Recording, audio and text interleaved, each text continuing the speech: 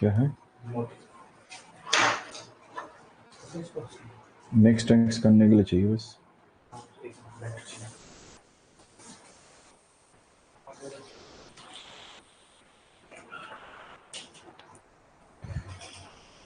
Hello guys, good afternoon. A very very warm welcome to all of you.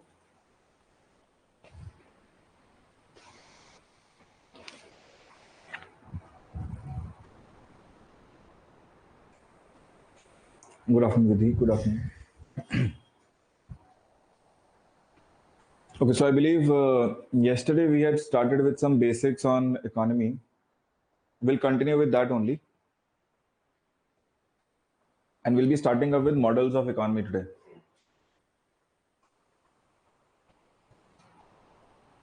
Models of economy. So you can write this topic, models of economy. Good afternoon, Anmol.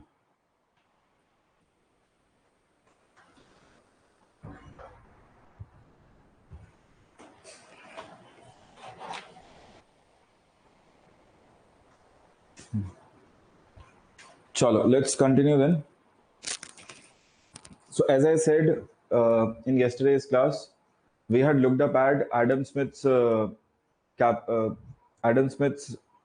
classical school of thought, which basically gave rise to Smithsonian economics. And Smithsonian economics becomes the foundational pillar for capitalistic model of economy, right? So capitalistic model of economy talks of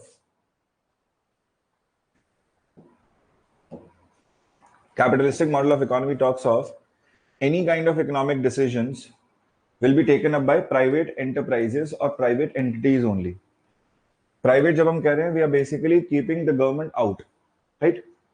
So capitalistic model of economy is entirely based on classical school of thought, and thereby all economic decisions, जो भी economic decisions लिए जाएंगे, जैसे कि what to produce, how to produce, at what price to sell, all these economic decisions will be taken up by private enterprises, and there will be no economic role of the state.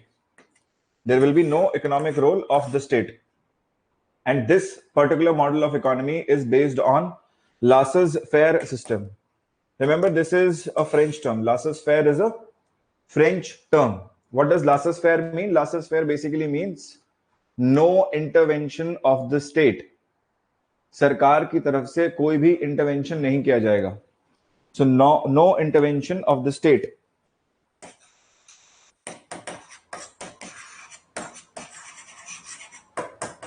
No intervention of the state. This is what laissez-faire means, right? And I believe you can very much understand that French word है, तो French word मतलब कि ये this is being given by Adam Smith only, right? So Adam Smith and other economists of that time period, they believe that state should stay out. The market should be left on market forces, and market forces are going to balance out any kind of economic disruption that may arise, right? Now, over the period of time, as we move forward, what we see in the world is that there is a very famous personality that comes into picture, and his name is Marx, right? So Marx was regarded as one of the greatest thinkers of 19th century. So Marx comes to the scene, and he is looking at a time period when capitalistic model of economy is at its very infant stage. बहुत ही young stage में capitalism grow कर रहा है, और वो क्या देख रहे हैं कि capitalism is basically leading to concentration of wealth, right? And thereby he basically starts predicting out that as capitalism grow, what is going to happen in the world, right? And thereby he coins his own Marxist thought. तो यहां से उत्पत्ति होती है marks के Marxist thought की. Marxist thought, जिसे आज की डेट में हम मार्क्सिज्म कहते हैं, right? But remember that Marx, when he gave his Marxist thought, when he gave his ideology, he was not very popular. He was not read by others, right? So Marx, in his time period, his thought that he is giving out, the things that he is predicting out with respect to the global economy, with respect to different states who are following capitalistic model, is not taken very seriously, right? So he pens down his thought, he keeps it away, and then he dies, right? after he is dead, what happens is that his thoughts are basically picked up by others to read, and they are now quite, I mean, these people, these are quite later into the stages when capitalism is fully grown, है ना? So marks के time पर तो capitalism बिल्कुल infancy की stage में था. अभी क्या हो रहा है? कैपिटलिज्म अपने पूरे चरम पे है, पूरी फुल ग्रोथ दिखा रहा है. और अभी हम क्या देखेंगे? जैसे for example if you take the system of Soviet रूस बैक देन, सोवियत रूस में there is a class system that has arised, है ना?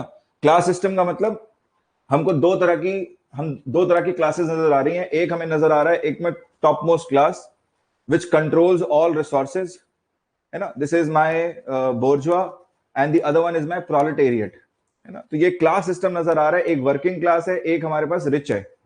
So the entire set of people can be divided into these two classes. As this capitalism grows, ये जो division है, this division further deepens out, है ना? और काफी distinctly नजर आ रहा है. वर्किंग क्लास के लिए हम क्या देख रहे हैं? That working class is working, they are unable to generate ample.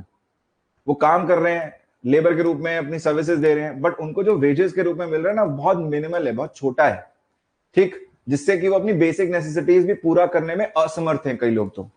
जबकि रिच जो हैं, जो रिसोर्सेज को कंट्रोल कर रहे हैं, जो कैपिटलिस्ट हैं, जो पूंजीवाद हैं, वो क्या है? They are controlling everything, they are controlling all the resources, they have the ability to generate more wealth, they are able to control wealth, they are able to live their lives lavishly, and thereby this divide, this, है ना, wealth जो आप कहते हैं ना, wealth divide, ये बहुत prominently नजर आ रहा है. ठीक. सो एक बहुत ही फेमस पर्सनालिटी हुए हिस्ट्री में जिन्होंने मार्क्स के थॉट को पढ़ा और उसे इंप्लीमेंट करने की सोची. राइट? किसकी बात कर रहे हैं हम? We are basically talking of Lenin. So Lenin comes to the picture somewhere in 20th century, early 20th century. ठीक. अब ये अर्ली 20th सेंचुरी में क्या करते हैं? ये यूएसएसआर, जो सोवियत रूस उस टाइम का है, उसमें ये थॉट लगाने की कोशिश करते हैं, and thereby he gives his own model called as Leninism, which we can categorize under communism. सुनना ध्यान से, मार्क्सिज्म क्या है? वो केवल एक थॉट है ना? फॉर एग्जाम्पल मैंने लिख दिया, आपने मुझसे पूछा सर स्वर्ग क्या होगा, मैंने बता दिया ये ऐसा होगा वैसा होगा, है ना? तो क्या है? एक विचार है, एक आइडिया है, किसी ने देखा तो है नहीं स्वर्ग. ठीक. अब मान लीजिए हम में से कोई एक उठ के कहे कि भाई मैं लेके चलता हूं स्वर्ग तक, और कैसे जाएंगे? So when Marxist thought comes into action, it basically leads to communism. It leads to communism. और communism के अलग अलग मॉडल्स हैं based on who is implementing it. तो जो सबसे पहला मॉडल डेवलप होगा that is going to be Leninism. Lenin के बाद आएगा चाइना का model which is going to be Maoism.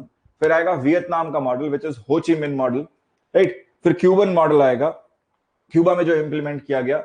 And then the world will start witnessing what can this communism do, है ना? और हिस्ट्री ये बताता है कि कम्युनिज्म में, उस मॉडल में जो पॉजिटिव्स है, they basically far outweigh the, I mean the positives themselves, they are quite meager, and negatives they start outweighing the positives. For example, जैसे negatives की बात कर रहे हैं, तो लेनिन के मॉडल में या चाइना के मॉडल में प्रॉब्लम क्या है? The problem is too much concentration of power. And the power is also quite arbitrary. कोई written set of rules guidelines नहीं है ना? कोई भी limitation नहीं है पावर पर, और इसीलिए जिसके भी हाथ में पावर दी जाएगी वो क्या करेगा? He is going to resort to any means possible to maintain that power. जैसे for example, if I talk of USSR, right? So USSR में Lenin could not survive long. He was only there till 1927, 1928, and when he passed away, right, he is basically succeeded by a madman. Stalin आते हैं, right? And when Stalin comes to power, he's trying to maintain his power at any cost. In fact, in his time period, there are massacres. लोगों को मार दिया जाता है ना? क्योंकि पावर मेंटेन करनी है. अब जैसे ही लोग रिफॉर्म की बात करते हैं, लोग जैसे ही कहते हैं कि भाई कॉन्सेंट्रेशन ऑफ वेल्थ हो रहा है, आप क्या देखेंगे? People are basically killed down, they are gun down, right? Same happens in China also. You take the case of Tiananmen Square incident. This is a very famous incident that took place in China. Tiananmen Square में क्या हुआ? Simply college going students, first year, second year college going students, they started demanding something in the form of fundamental rights. उन्होंने कहा देखिए हमारा पड़ोसी देश है ये इंडिया, यहाँ पर बहुत ही शानदार चीज है, something called as fundamental rights. We also want. हमें भी चाहिए लिखने की आजादी, है ना? हम भी लिख सके, हम भी जो है क्या बोलते हैं, right to freedom of expression, ये चीजें ये राइट्स के फॉर्म में डिमांड कर रहे हैं. Now what does the state anticipate? The state basically says that, okay, you are demanding this, but I'm not willing to let this go. Why? Because state operates under the perception that if I allow the people to write freely, they are basically going to write against me. This is the general notion, right? And what happens is that China basically brings out its army, it brings out its tanks against this college going population, which is, I mean, 17, 18, 19 year olds, by the way, है ना. उनको warning issue करते हैं कि भाई हटो यहाँ से, प्रोटेस्ट नहीं करना, कुछ नहीं करना. और फिर जब वो नहीं हटते, what they do is basically fire on them. So you can understand that what communism has done is communism has shown its very ugly face, because of which, I mean, no country today basically says that I follow communistic model. ठीक है, even China today, आज के दिन China भी क्या कहता है कि सर मैं कम्युनिस्टिक इकोनॉमी नहीं हूं या कम्युनिस्टिक मॉडल नहीं फॉलो कर रहा हूं, मैं तो सोशलिस्टिक इकोनॉमी हूं, सोशलिस्टिक मॉडल फॉलो कर रहा हूं. बट आप देखेंगे प्रैक्टिकली वो नहीं फॉलो कर रहा है, practically it is something else, right. So जहां हमने ये नेगेटिव्स देखे कि पावर्स लिमिटलेस हैं, पावर्स पर कोई रोक नहीं है, पावर्स पर कोई भी, है ना, एक तरह का कोई भी चेक एंड बैलेंस नहीं है. So this basically led to reform in communism in the form of socialistic model of economy coming इन.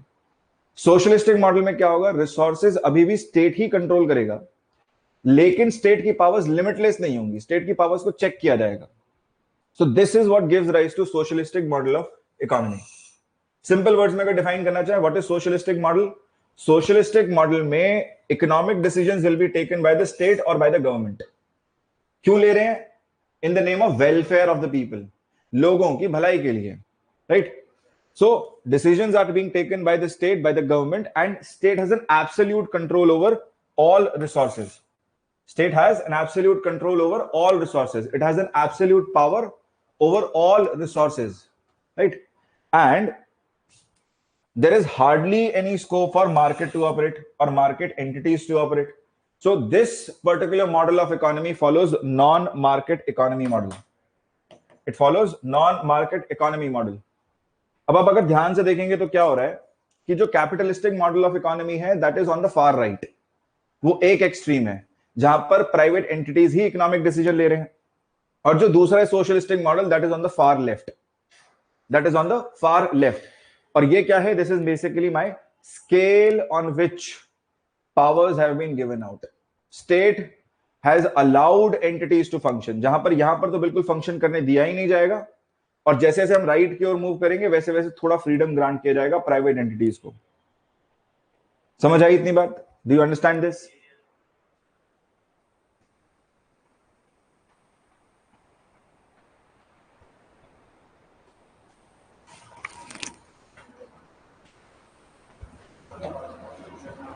सो हम क्या देख रहे हैं?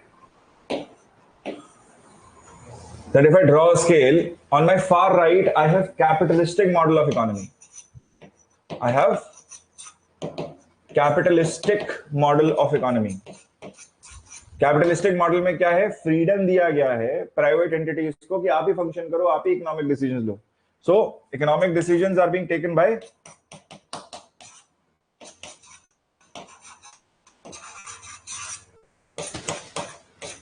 private entities. Whereas on the other end, I have socialistic model of economy.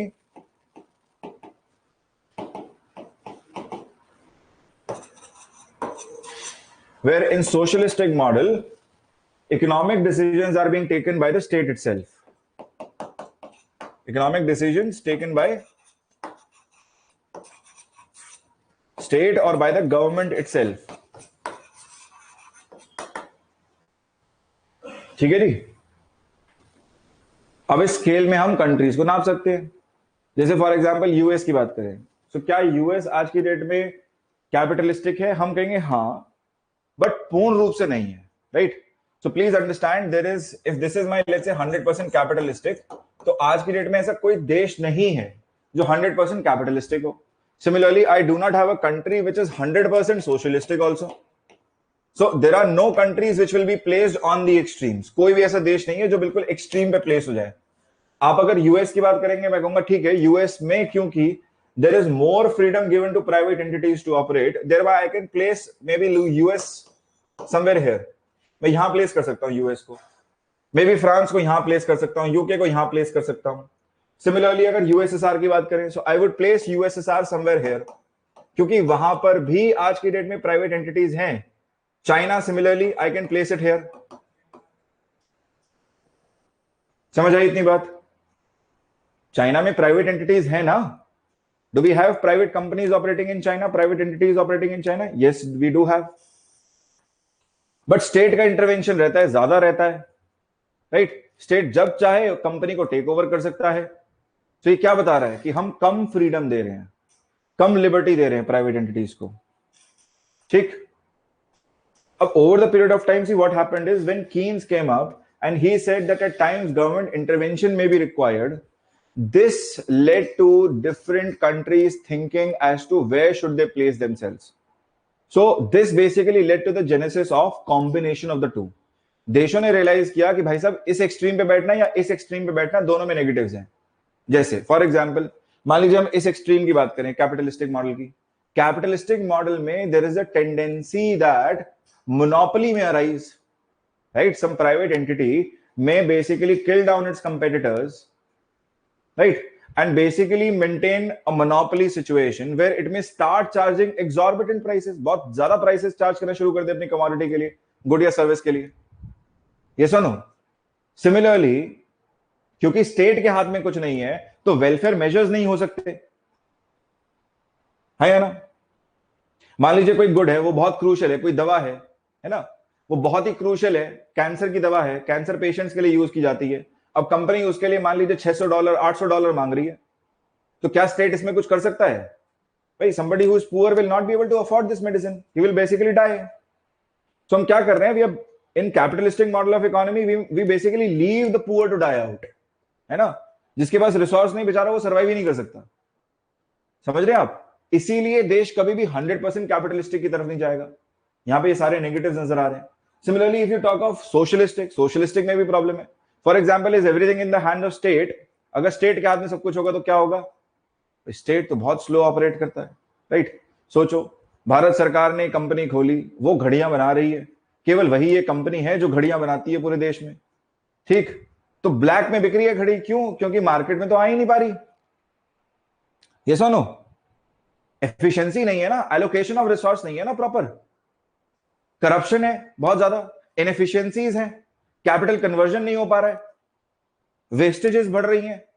So 100% socialistic में भी problem है, 100% capitalistic में भी प्रॉब्लम है, तो जाएं कहां, right? So economies realise that the sweet spot would be somewhere in the middle.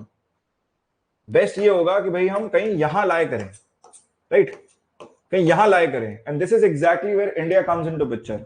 So India when it became independent, we did went for socialistic model. In fact, हमने 70s में अपने constitution में amendment करके socialistic term भी add किया, लेकिन फिर भी आप देखते हैं over the period of time हम क्या करेंगे, we are going to move a bit towards capitalism. मतलब शुरुआत कहीं यहां करी हो, लेकिन हम धीरे धीरे धीरे धीरे कैपिटलिज्म की तरफ बढ़ रहे हैं. सो हम कहां जा रहे हैं? We are moving somewhere in the middle, and this gives rise to mixed model of economy. This gives rise to mixed model of economy. Mixed model of economy. Mixed model में क्या होगा? आपको दोनों के फीचर्स नजर आएंगे.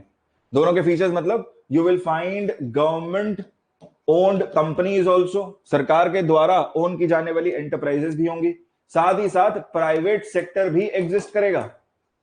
अब यहां पर बैलेंसिंग क्या है? What is the balancing act here? See, what governments do is government basically frames a policy to provide a level playing field. सरकारें क्या करती हैं? सरकारें बेसिकली पॉलिसी फॉर्मेशन करती हैं इस सेंस में कि भाई हम एक लेवल प्लेइंग फील्ड क्रिएट कर दें, जहां पर इसी एम्बिट के अंदर अलग अलग प्राइवेट एंटिटीज ऑपरेट कर पाए. मान लीजिए P2, P1, P3 ये सारी कंपनीज हैं, ये आए ऑपरेट कर पाए, बेटर प्रोडक्ट बना पाए, कंपटीशन को एनकरेज करेगी, ताकि हमेशा प्रोडक्ट में एवोल्यूशन होता रहे, और कंज्यूमर की डिमांड को देखते हुए, कंज्यूमर की मांग को देखते हुए ही प्रोडक्ट में एवोल्यूशन हो. जैसे फॉर एग्जांपल कार मैन्युफैक्चरिंग है, राइट? ऑटोमोबाइल सेक्टर है हमारे पास, कार मैन्युफैक्चरिंग कंपनी एक नहीं है, मल्टीपल सेट ऑफ कंपनीज हैं। ऑटोमोबाइल सेक्टर के लिए एक पॉलिसी है, कोई भी अगर विदेशी कंपनी भी चाहे तो वो भी आ सकती है, डोमेस्टिक कंपनी चाहे वो भी आ सकती है। They can enter into production, they can manufacture their product according to the needs of the customer. See if they manufacture well, अगर वो डिमांड के एम्बिट को समझ लें और डिमांड के प्रारूप में ही अपनी वस्तु या सेवा को बनाएं, तभी तो वो बेच पाएंगे बेटर।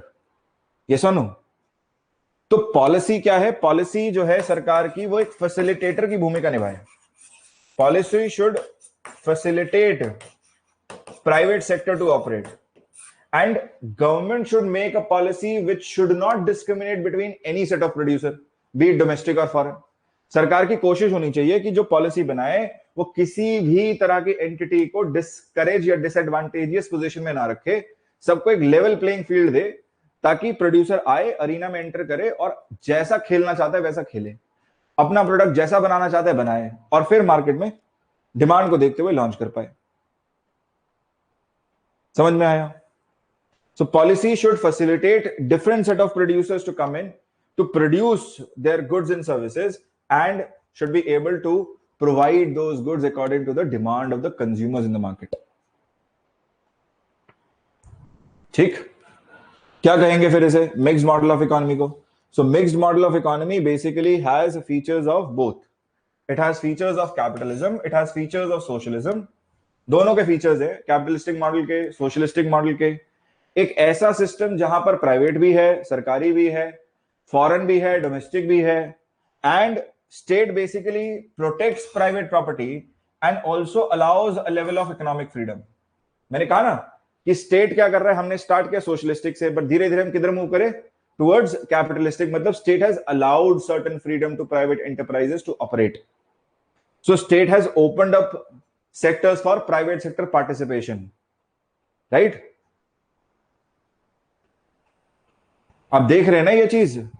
जैसे फॉर एग्जांपल अगर आप 70s में जाएंगे, 80s में जाएंगे, you will find there was only one single company which was manufacturing watches and that was also government owned, HMT. आज की डेट में ऐसा है क्या? आज की डेट में क्या हमारे पास एक कंपनी है जो घड़ियां बनाती है भारत में? नहीं सर, मल्टीपल हैं. इनफैक्ट इंपोर्ट भी कर रहे हैं हम घड़ियां, फॉरेन प्लेयर्स भी आके मैन्युफैक्चर कर रहे हैं. मार्केट में कंपटीशन है.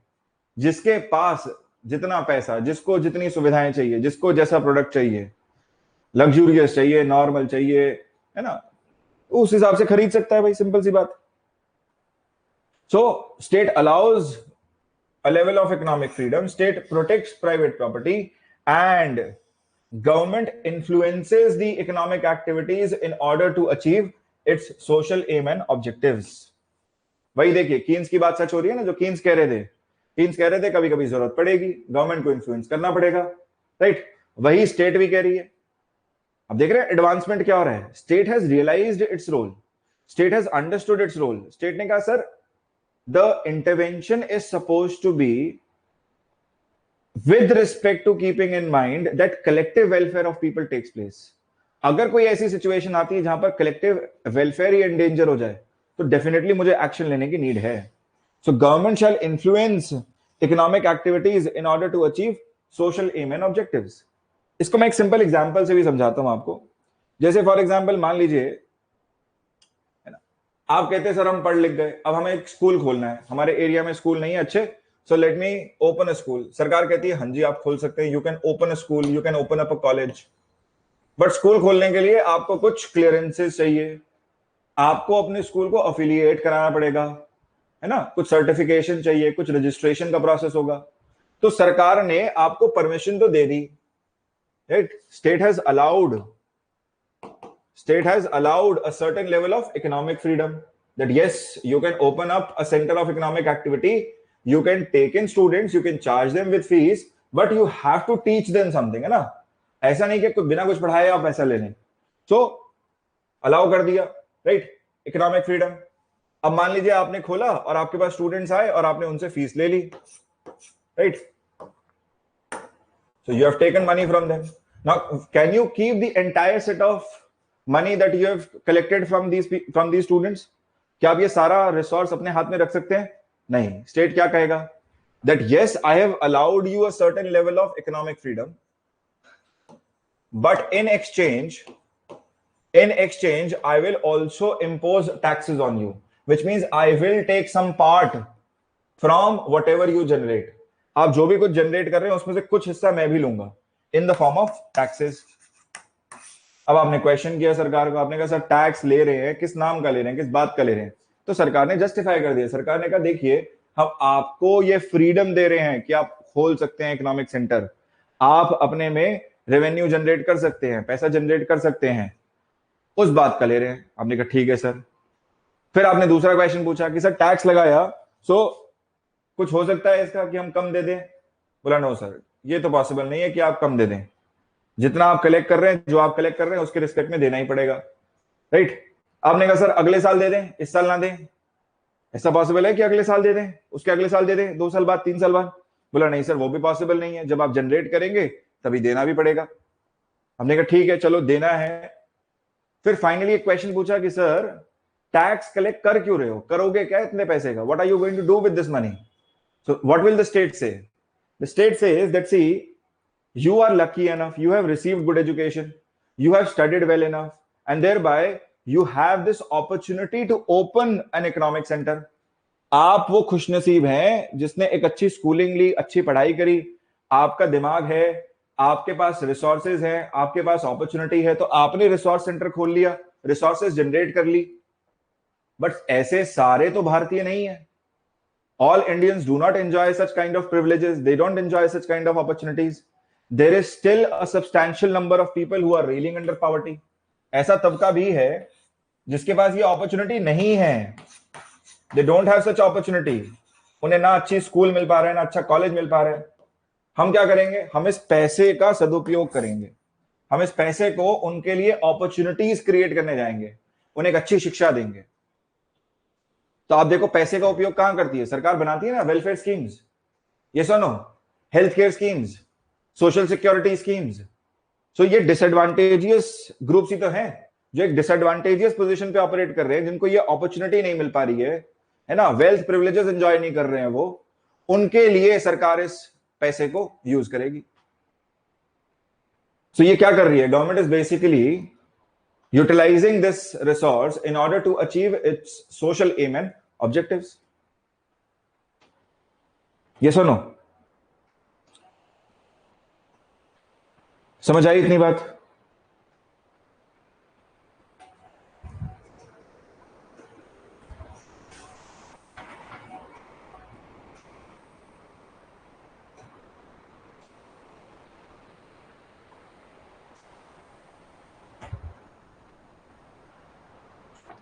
Okay, Vidhi says yes. Shachi also says yes. Okay. चलो. Now let's write this down, please. इसको लिख लेते हैं. So let's come to capitalistic model of economy. Capitalistic model of economy. Capitalistic model of economy, where all economic decisions are taken by private enterprises. There is no economic role of the state, and capitalistic model of economy follows upon laissez-faire system. इस पर based है, right? In fact, capitalistic model of economy में आप एक और चीज देखते हैं. Capitalistic model of economy will always push for more competition in the market. Competition is basically the fundamental feature of a capitalistic model of economy. Competition is the fundamental feature of capitalistic model of economy. In fact, this is one of the oldest forms of the economy. This advocates for minimum government intervention. It advocates for minimum government intervention. Right? Example अगर लिखना हो तो इसका लिख सकते हैं आप. US, UK, France, Australia, all of these countries, they follow capitalistic model today. 100% capitalistic नहीं है, लेकिन कैपिटलिस्टिक लीनिंग है, कैपिटलिज्म की तरफ झुकाव है इनका. मतलब ज्यादा फ्रीडम देते हैं प्राइवेट एंटिटीज को फंक्शन करने में.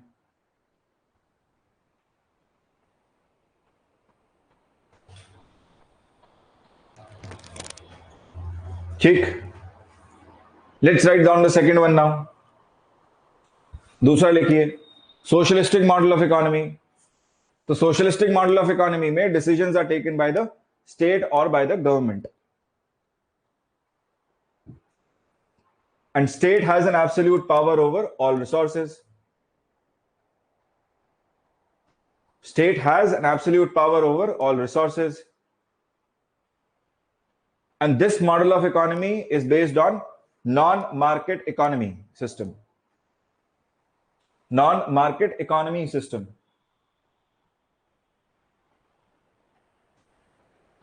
अब जनरली देखेंगे कि सोशलिस्टिक मॉडल ऑफ इकोनॉमी में एक सेंट्रल प्लानिंग अथॉरिटी होगी. There will be a central planning authority here. जैसे अगर इंडिया की बात करें तो हमारे यहां सेंट्रल प्लानिंग अथॉरिटी क्या थी? It was planning commission. It was planning commission, right? तो सेंट्रल प्लानिंग अथॉरिटी. एग्जाम्पल्स बताइए इसके. What can B examples of socialistic model today? हैं कुछ इकोनॉमीज ऐसी जो आज की डेट में सोशलिस्टिक लीनिंग हो, सोशलिस्टिक मॉडल ऑफ इकोनॉमी की तरफ झुकाव हो जिनका? Give me a few examples please.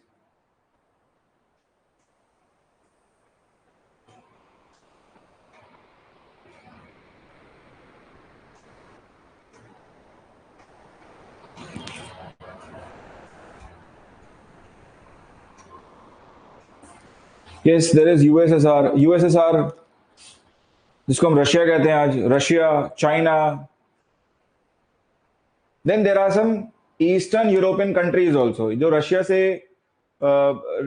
USSR के डिसइंटीग्रेशन के बाद जो कंट्रीज आई ना, Kazakhstan, Kyrgyzstan, Tajikistan, Turkmenistan, these economies also they follow socialistic model of economy, है ना? ये भी सोशलिस्टिक लीनिंग है. Next write down mixed model of economy. Mixed model of economy. So mixed model में write down mixed economy is characterized by features of both capitalism and socialism. Characterized by features of both capitalism and socialism, where state protects private property and allows a level of economic freedom. Where state protects private property and allows a level of economic freedom.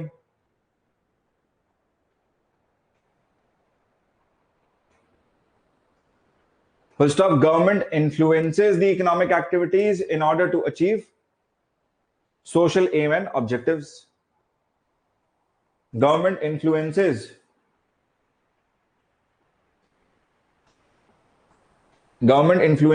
the economic activities in order to achieve social aim and objectives.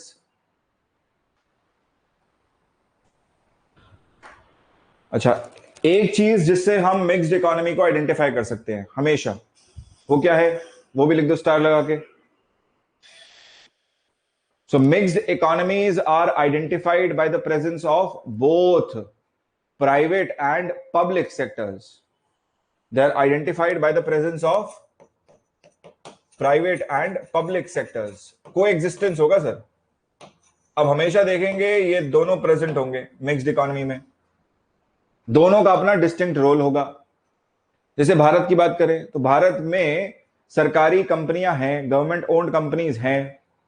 Similarly private enterprises भी हैं, कई बार same sector में भी operate कर रही है. जैसे steel sector, तो स्टील में we have SAIL Authority of India Limited. SAIL है ना, Steel Authority of India Limited. This is a government-owned company. Similarly, we also have Jindal Steel. We have Tata Steel. ये क्या है? ये private enterprises हैं. तो same sector में भी प्रेजेंस हो सकता है. और वैसे इकोनॉमी में ओवरऑल पब्लिक और प्राइवेट सेक्टर कोएग्जिस्ट करेंगे. यही फीचर से हम आइडेंटिफाई करते हैं कि ये मिक्स्ड इकोनॉमी है या नहीं. ठीक.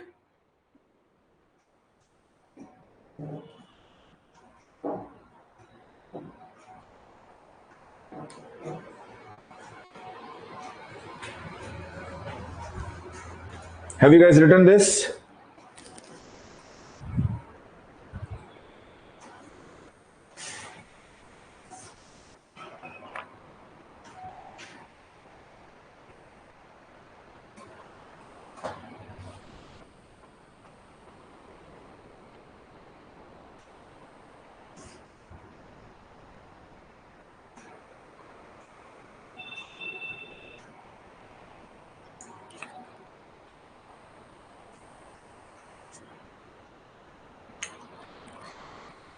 लिख लिया हो तो प्लीज लेट मी नो.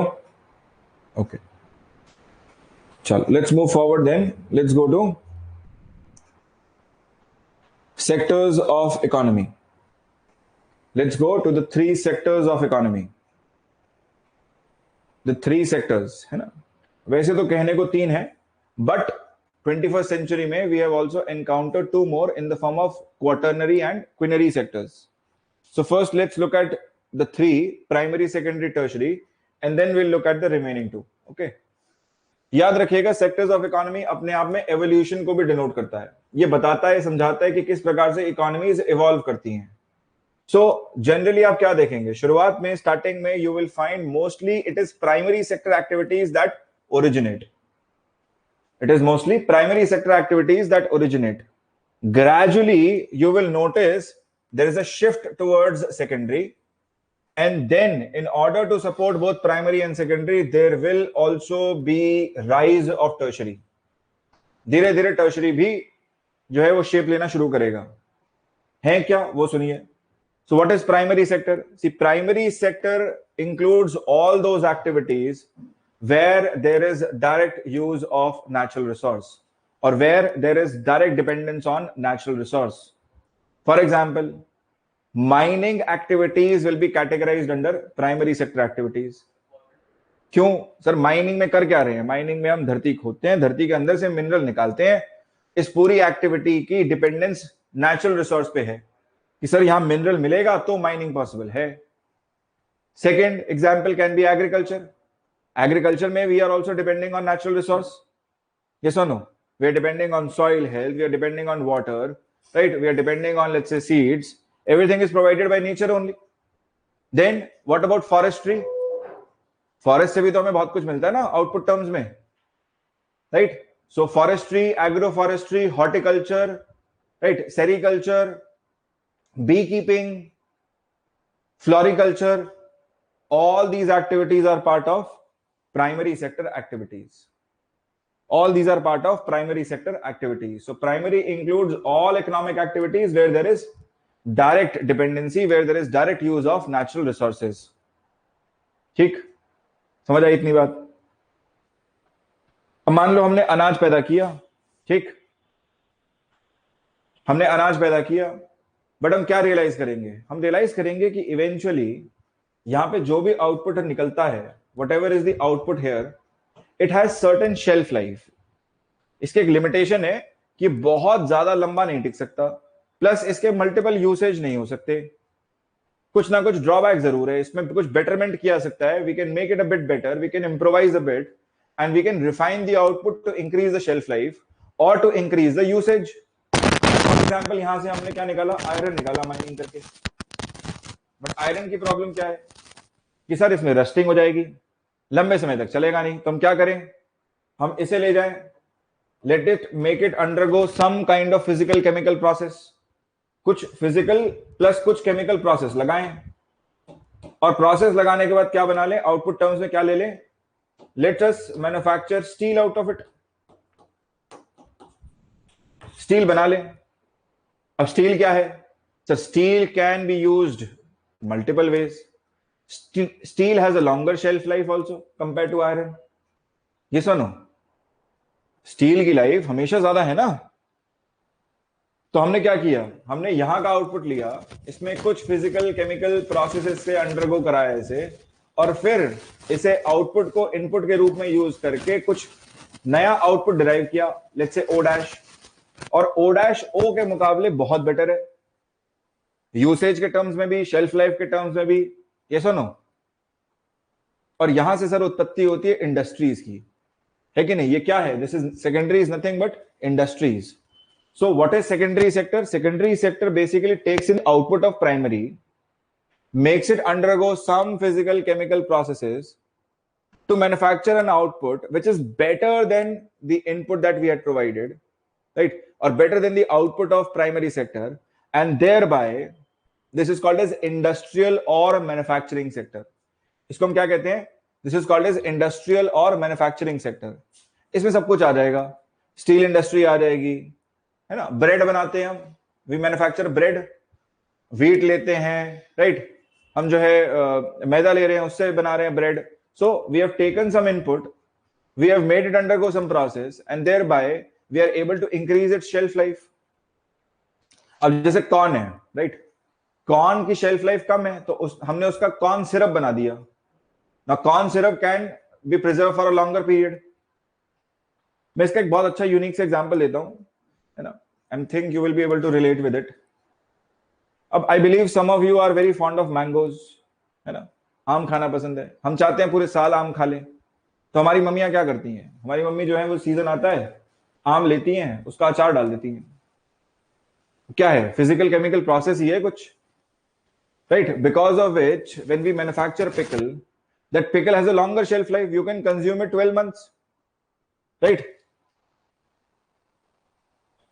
लंबे समय तक चलेगा ना. ये सुनो,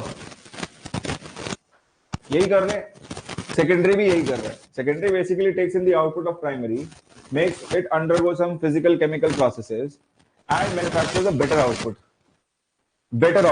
right. अब देखिएगा, both these primary and secondary, both of them, they are known to produce tangibles. ये क्या है? ये प्रोड्यूस करते हैं सर गुड्स या फिर tangibles. Goods or tangibles, मतलब something that we can touch, we can feel, something that is physically present. But the third one, tertiary, does not produce tangibles. Tertiary does not produce goods. It is known to produce intangibles. It is known to produce intangibles. It is known to produce services. It is known to produce services. समझ आई बात? Distinction क्या है? What is the distinction between primary, secondary and tertiary? ये दोनों तो बेचारे goods बनाएंगे, लेकिन ये क्या बनाएगा? This is going to produce some service. Service मतलब इनटैंजिबल, कुछ ऐसा जिसको आप फिजिकली नहीं देख सकते, ये केवल आपको फील होगा. फिजिकल फॉर्म नहीं है, कोई फिजिकल शेप नहीं है, राइट. जैसे फॉर एग्जाम्पल एजुकेशन. अब मैं आपको पढ़ा रहा हूं, ठीक है, मैं फिजिकली एग्जिस्ट भी करता हूं, मैं आपको दिखाई भी दे रहा हूं, बट मैं आपको क्या प्रोवाइड कर रहा हूं? What is the service that I am providing? See, I am providing you a service in the form of teaching, right. कुछ सिखाया, कुछ बताया. अब ये तो आपकी समझ पे है, आपने क्या गेन किया, ये सुनो.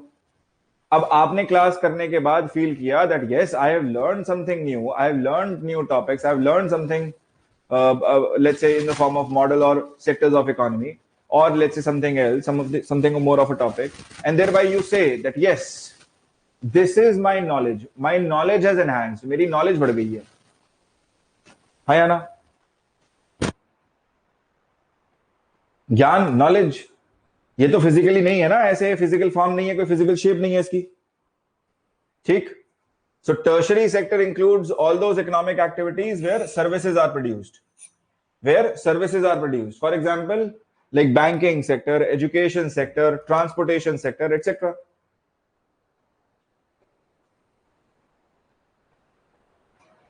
ठीक है जी.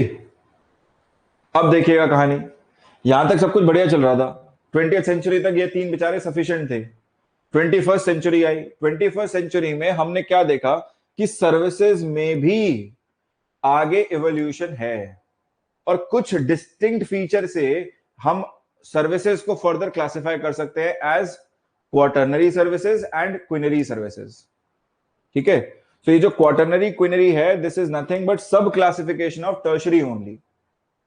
ठीक है, पहले आप ये लिखिए, then I will go to quaternary and quinary. First write this down please.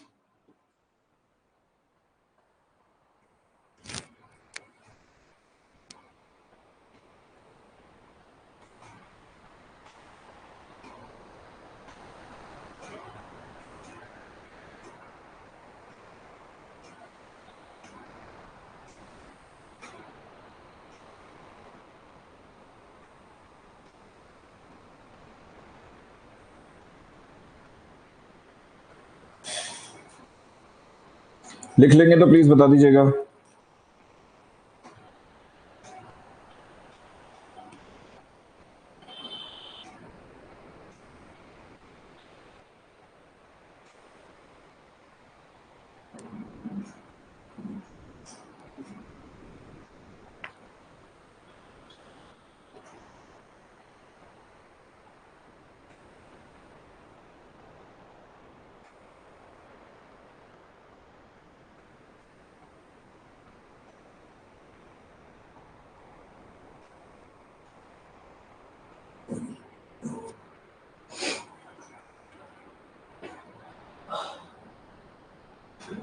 ठीक है, फिर is done. Okay,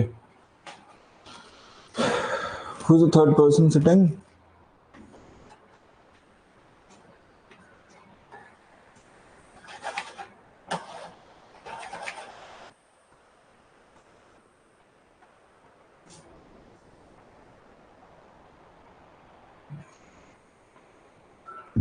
Okay, Anmol also says yes. Okay, chalo. Next, let's go to quaternary.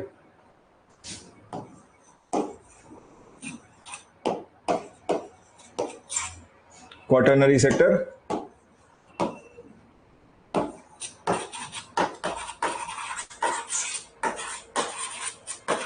and quinary sector.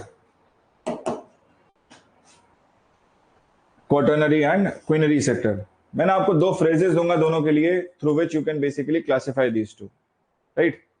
C, quinary sector basically pertains to decision making.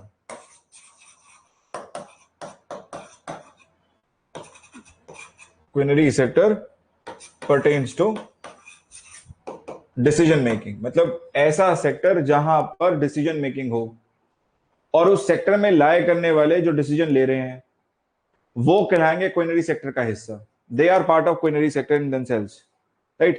How do you classify quaternary? Quaternary sector is classified through information based services. Information based services, ऐसी services जहां पर information दी जा रही है, right? जहां पर service ही अपने आप में इंफॉर्मेशन के रूप में जनरेट की जा रही है, that will be classified as quaternary. जैसे for example let me take the case of vloggers, है ना? आज के दिन में व्लॉगर्स चल रहे हैं। अब ये क्या करते हैं sir? These vloggers basically vlog about some particular aspect. वो बता रहे हैं सर यहाँ पे खाना अच्छा मिलेगा, यहाँ पर ये चीज अच्छी मिलेगी, या ये गाड़ी में ये है फीचर, है कि नहीं? सो इंफॉर्मेशन बेस्ड सर्विस ही तो प्रोवाइड कर रहे हैं, yes or no?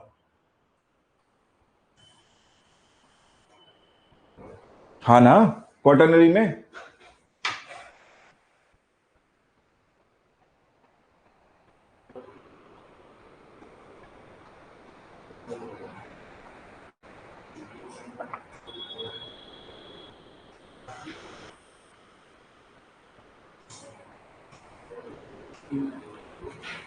Right? What about fund managers? आपने सुना होगा ना, आज के दिन में काफी सारे फाइनेंशियल कंसल्टेंट्स आ गए हैं, फाइनेंशियल सर्विसेज प्रोवाइड कर रहे हैं, बता रहे हैं सर आपको आपका पैसा कहां लगाना चाहिए जिससे कि आपके रिटर्न्स बढ़ जाएं। Then you have CS, chartered accountants. Chartered accountant क्या करता है? वो यही तो बताता है कि सर आपको टैक्स कैसे फाइल करना है, इंफॉर्मेशन ही तो साझा कर रहा है आपके साथ, यस और नो? इंफॉर्मेशन पे आधारित सर्विसेज ही तो हैं ये। सो क्या कहेंगे आप? What is quaternary sector? Quaternary sector is that sector which is based or which comprises of the knowledge sector, और where services are being generated based on some information. अब आप कहेंगे सर ये 21st सेंचुरी में क्यों आ रहे हैं? आप मुझे बताओ, 21st सेंचुरी में ही तो इंफॉर्मेशन बेस्ड सर्विसेज का कंजम्पशन बढ़ रहा है, yes or no? We are living into a time where information based services consumption is increasing, and thereby because of this higher consumption taking place in such times, we did classify quaternary sector separately. ये need लगी, ये need felt हुई कि भैया quaternary sector अलग होना चाहिए, tertiary का हिस्सा जरूर है, लेकिन इसको अगर अलग कैटेगराइज ना करें तो इसकी इंपॉर्टेंस को कैटेगराइज नहीं करेंगे, इसकी इंपॉर्टेंस को हम मार्क नहीं करेंगे, and thereby quaternary sector has been classified separately. Okay, तो this is our quaternary sector. इसमें बहुत कुछ आता है, टैक्स कंसल्टेंट भी आएंगे, सॉफ्टवेयर डेवलपर भी आएंगे, स्टैटिस्टिशियंस भी आएंगे, है ना, यूनिवर्सिटी के प्रोफेसर भी आएंगे, डॉक्टर्स भी आ जाएंगे। डॉक्टर से आप कंसल्ट ही तो करते हैं, बीमारी हुई आप उसके पास गए, उसने कहा अच्छा सिम्टम क्या है, सिम्टम जानने के बाद आपको बता दिया कि बीमारी है, दवाई ले लो, तो इंफॉर्मेशन ही तो प्रोवाइड करी। ठीक है, हम भी यहीं आ जाएंगे, we will also be classified under quaternary also only. Information based service है, हमें पता है, कुछ एक्सपीरियंस किया है हमने यूपीएससी के साथ, एग्जाम लिखा, पता लगा कि अच्छा ऐसा करना है, ऐसा नहीं करना, वही आपको बता रहे हैं, वही अपनी टीचिंग्स के थ्रू इम्पार्ट कर रहे हैं। तो we are also part of information based service only, yes or no? So quaternary sector is known for creating or producing information based services. This is basically a part of knowledge sector. This is a part of knowledge sector.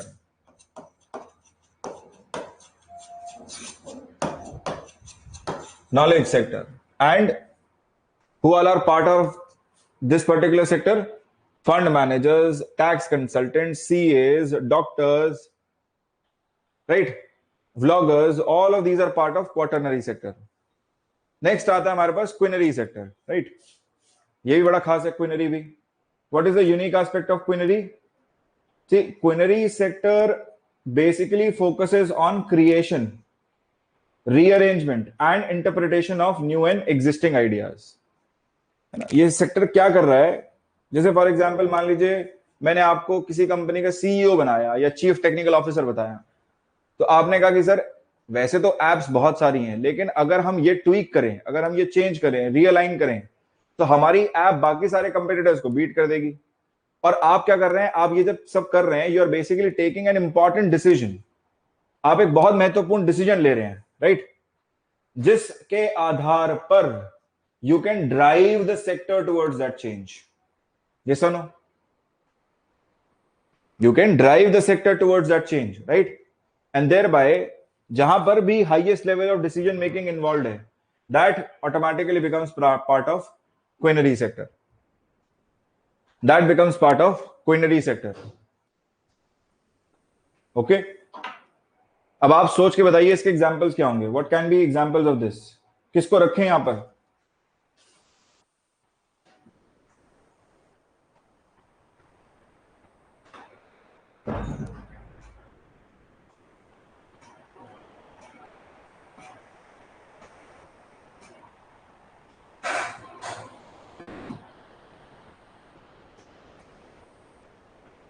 अच्छा, can I keep senior business executives here? Senior business executives,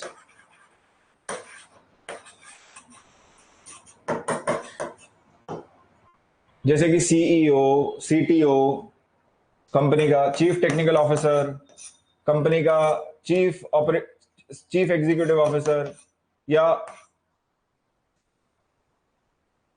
Chief Operating Officer, COO,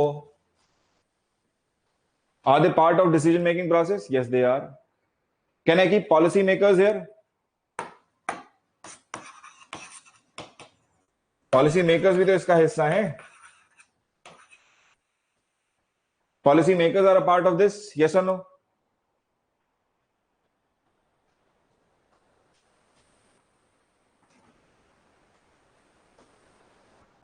Then what about research scientists? Top most level के researchers की बात हो रही है, एकदम जो top most पे हैं, है ना, रिसर्चर्स.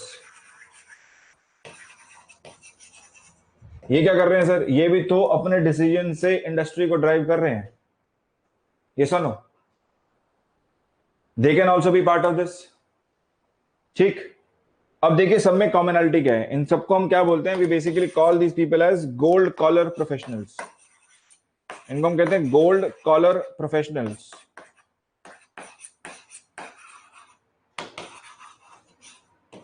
गोल्ड कॉलर प्रोफेशनल्स, देखिए आपने सुना होगा, you must have heard of blue collar white collar jobs, right?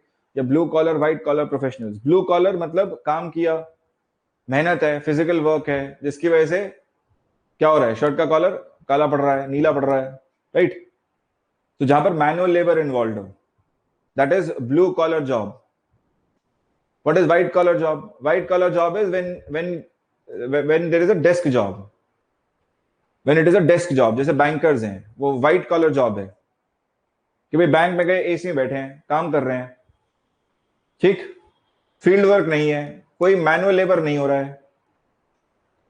इनको हम क्या कहते हैं? इनको हम कहेंगे gold collar professionals, gold collar jobs. क्यों? हाईएस्ट पेड जॉब्स हैं ये, these are highest paid jobs in any economy for that matter. Somebody who is decision maker, right? Highest paid ही तो है वो,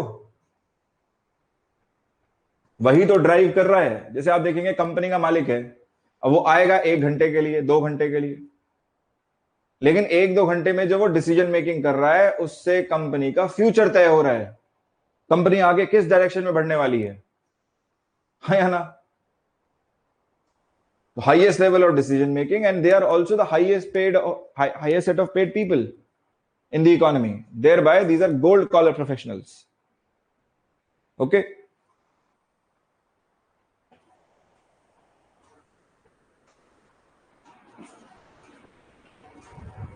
I hope this is also clear to you.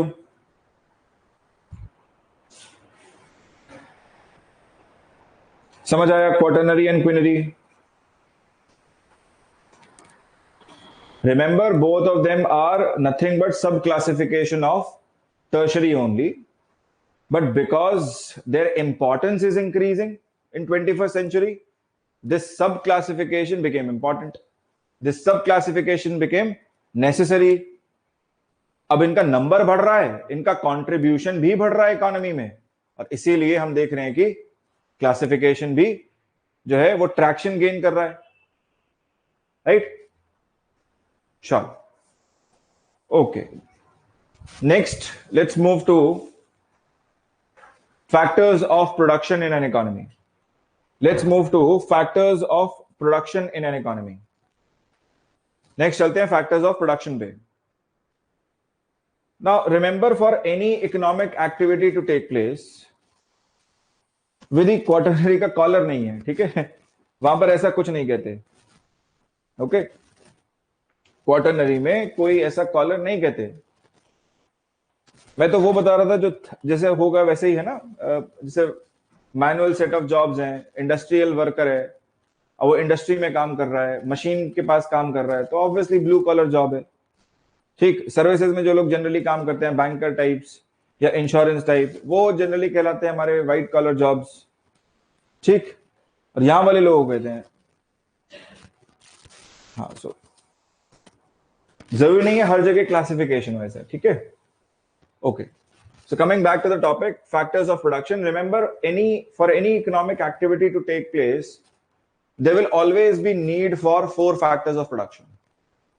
किसी भी economic activity को संपन्न करने के लिए 4 फैक्टर्स ऑफ प्रोडक्शन, 4 कारक प्रोडक्शन के जरूर होंगे। What are these 4 factors of production? We require land, we require labor, we require capital, and we require enterprise or entrepreneur. Enterprise और एंटरप्रेन्योर, ये सबसे क्रूशियल है सर, क्योंकि इकोनॉमिक एक्टिविटी में एंगेज करना है, कुछ प्रोड्यूस करना है, वो तो यही डिसाइड करेगा, राइट? सो इसका सीन पर होना बड़ा जरूरी है। इसने डिसाइड कर लिया, लेट्स से आप बन गए एक एंटरप्राइज, आप बन गए एक एंटरप्रेन्योर, आपने कंपनी खोल ली, आपने सोच लिया प्रोडक्शन करना है। Now what do you need? You basically require some patch of land, some piece of land where you can set up your factory, where you can open up your office. Yes or no? So you require land. Then you also require capital. भाई जमीन ले रहे हो, किराए पे ले रहे हो, उसका किराया भी तो देना है। Yes or no? मशीनें खरीदोगे, ऑफिस सर्विसेज को जनरेट कर रहे हो, तो उसका इक्विपमेंट होगा, है ना? So you will require capital. Then you will also require others to provide services to you, है ना? लेबर के रूप में सर्विसेज चाहिए ही होंगी, right? So any factor of any economic activity will always require these 4 factors of production.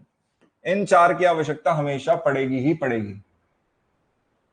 And these 4 factors of production are associated with four costs. So when entrepreneur or enterprise decides to get land, they have to bear a cost over land. What is that cost called? That is called rent. हमने decide कर लिया कि हमें जमीन किराए पे लेनी है, तो किराया भी तो देना पड़ेगा. तो इस जमीन को लेने के लिए, ऑफिस स्पेस बनाने के लिए जो हमने लिया, उसके लिए क्या कीमत चुकानी पड़ी? सिर्फ किराया चुकाना पड़ा. तो ये क्या बन गया? This becomes a factor cost. Similarly to bring in labour we have to pay either wages or salaries. We have to pay either wages or salaries. ये सुनो,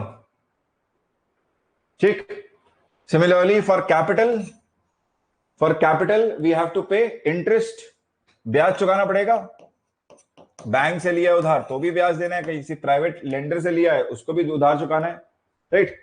similarly for enterprise we require, enterprise को क्या चाहिए होगा? Enterprise will require some kind of profit. इसका तो मूल उद्देश्य ही यही है, राइट? So profit. हाँ, सिचुएशन हो सकती है that today there might be a loss. The idea is to convert this loss to some profit at a later stage. But final goal यही है, profit. ठीक? Profit loss क्या है? They are part and parcel of the game. आज नुकसान हुआ, कल इसी नुकसान को फायदे में तब्दील करना है. Because बिजनेस में क्या है ना, नुकसान नहीं होता, बिजनेस में लेसन्स होते हैं, बिजनेस में कुछ सीख होती है. अगर आप वो सीख ले लें तो प्रॉफिट में कन्वर्ट करते चले जाएंगे. ठीक? बट टेक्निकली मैं दोनों चीज लिख रहा हूं, बिकॉज नेगेटिव भी हो सकता है ना, डे टू डे बेसिस पे, इंडस्ट्री टू इंडस्ट्री बेसिस पे, सेक्टर टू सेक्टर बेसिस पे. सो ये 4 क्या कहलाएंगे? These 4 are nothing but factor cost. Factor cost. ठीक, ध्यान से सुनिएगा. कैसे डिफाइन किया हमने फैक्टर्स ऑफ प्रोडक्शन? हमने कहा for any economic activity to take place, 4 factors of production will be required. What are these 4 factors of production? Land, labor, capital, enterprise. Associated with these 4 factors of production, there will always be 4 factor costs. What are these 4 factor costs? Rent, wages or salaries, interest, and profit or loss. But remember, these factor costs are from the point of view of enterprise or entrepreneur. These are all factor costs from point of view of enterprise और entrepreneur.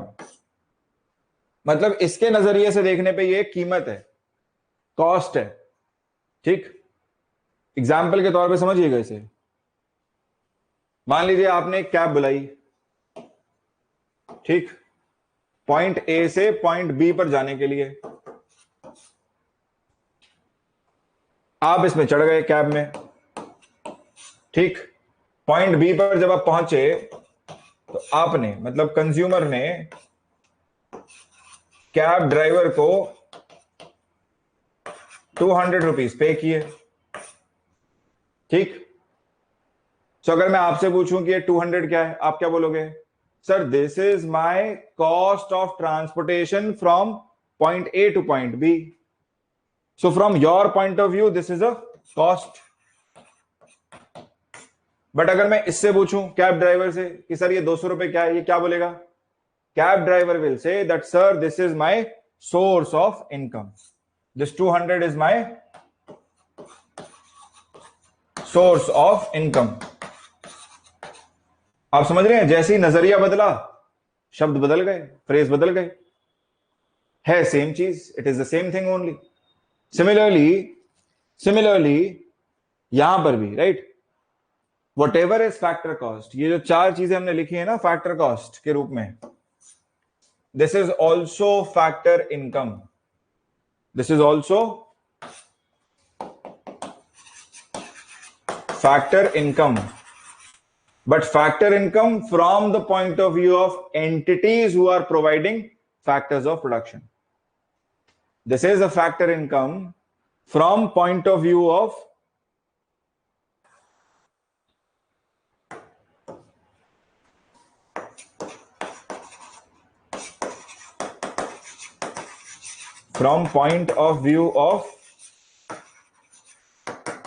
entities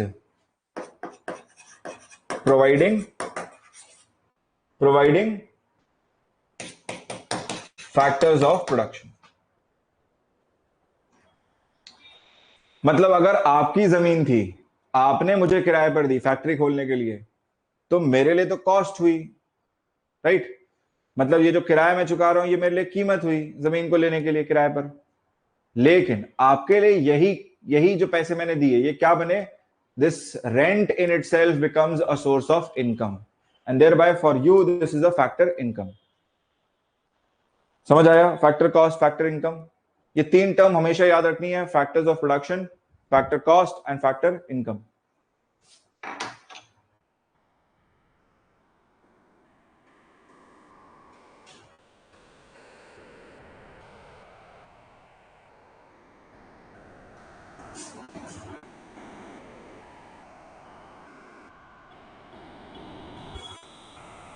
लिख लो इसको।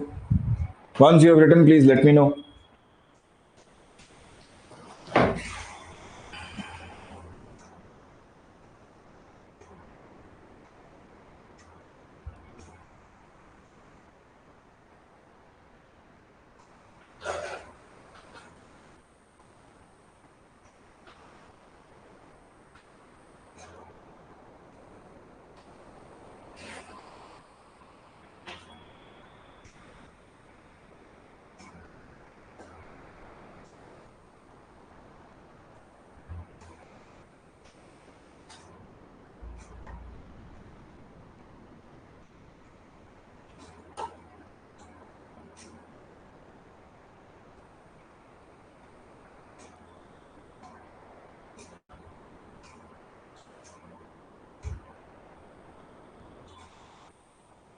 Okay, Vidhi has written.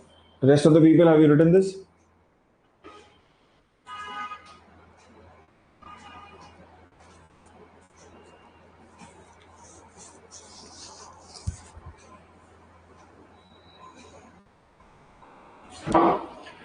Okay, so the next thing that we are going to discuss is going to be circular flow of money in an economy.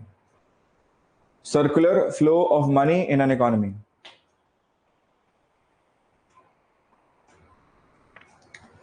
Circular flow of money in an economy.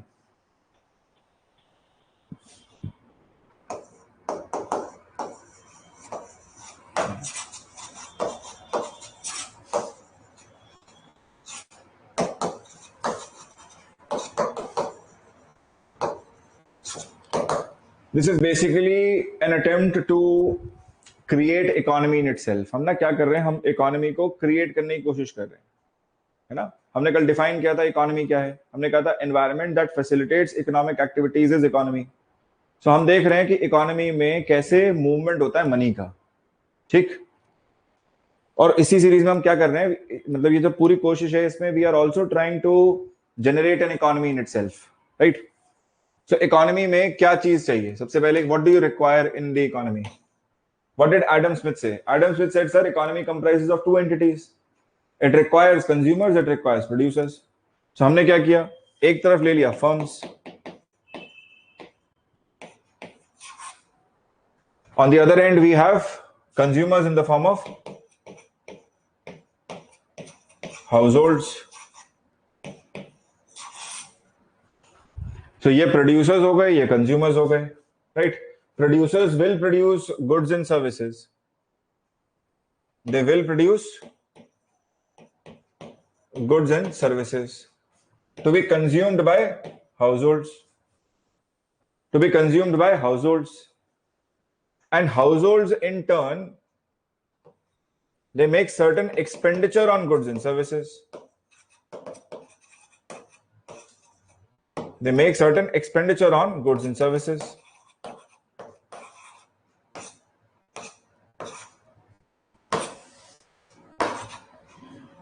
ठीक है जी. They make certain expenditure on goods and services. But अभी मैंने कहा ना, I just said that for any economic activity you require factors of production. So from where will I get factors of production? ये firms जो produce कर रही हैं goods and services, इनको factors of production कहाँ से मिलेगा? They will get factors of production from households only. So households also provide factors of production to the firms. They also provide factors of production to the firms. Yes or no?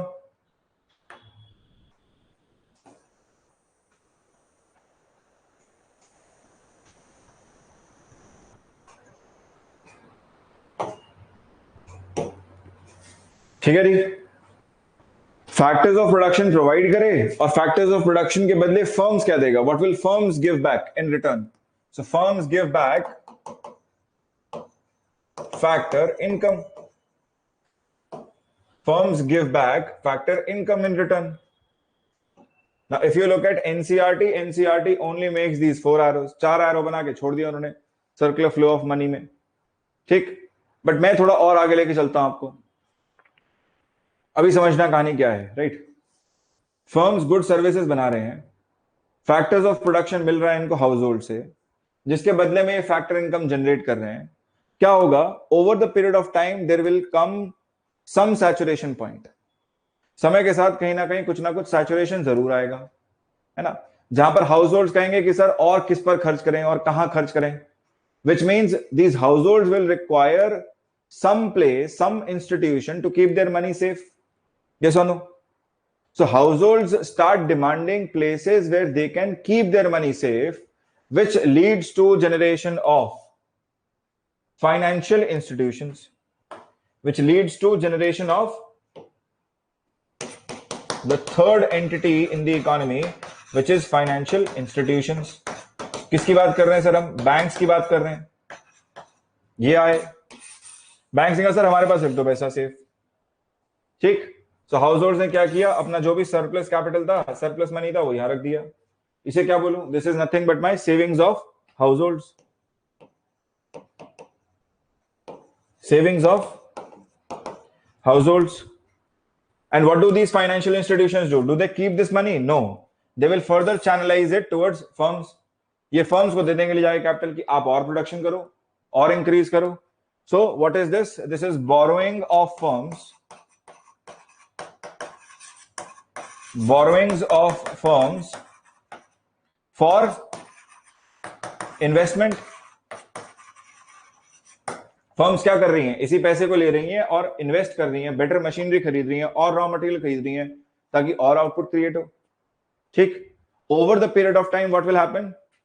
These firms will also generate surplus money which they would like to keep back in banks, financial institutions. So this becomes corporate savings.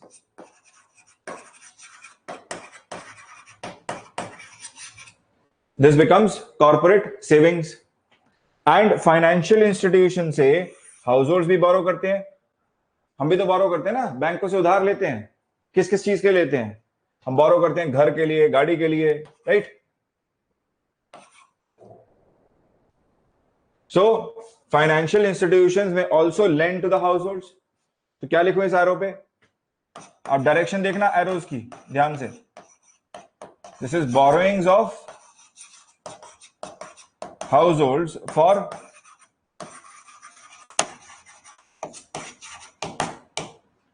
consumption purposes. These are borrowings of households for consumption purposes. ठीक. यहां तक भी कोई problem नहीं?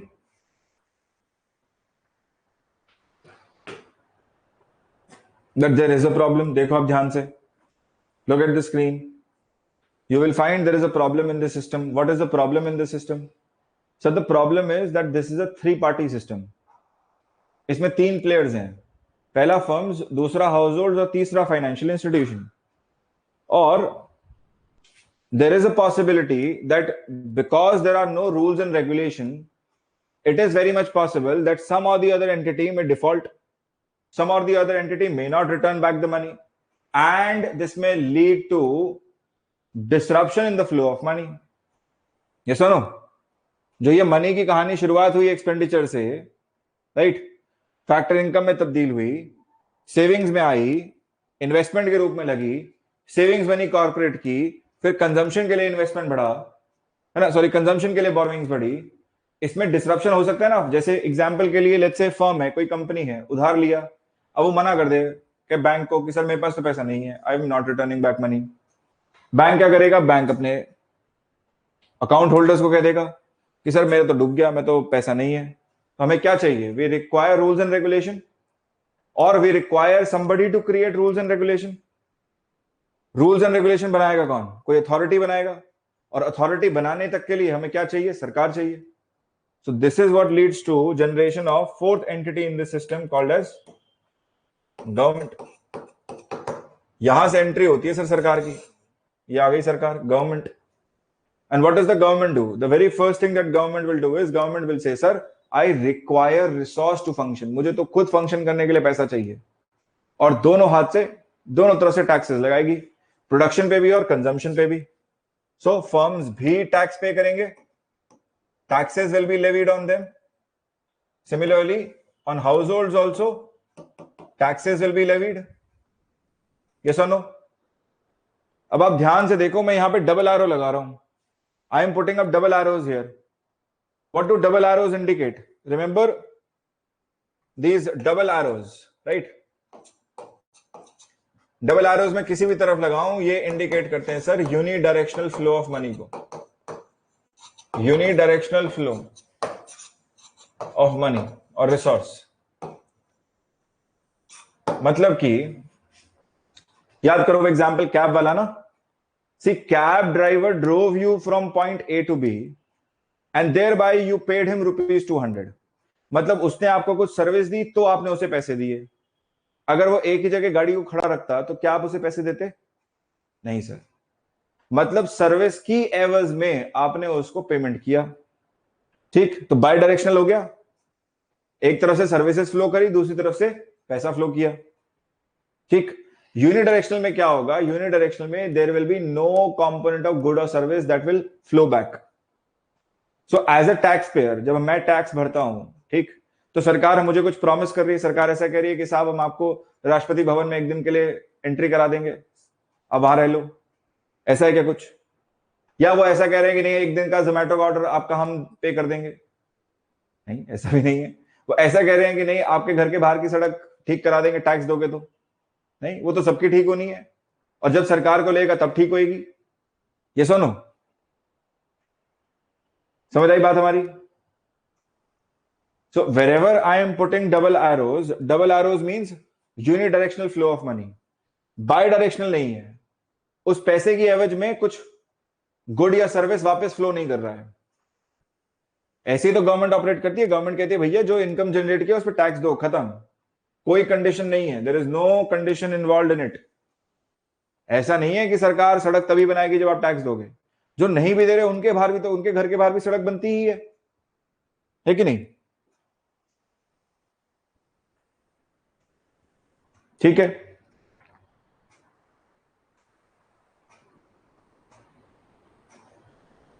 इसका अगर example आपको समझना है सिंपल अपने डे टू डे लाइफ से, तो ऐसे समझो, आप बाजार जाते हैं, कुछ सामान खरीदते हैं, पैसा देते हैं.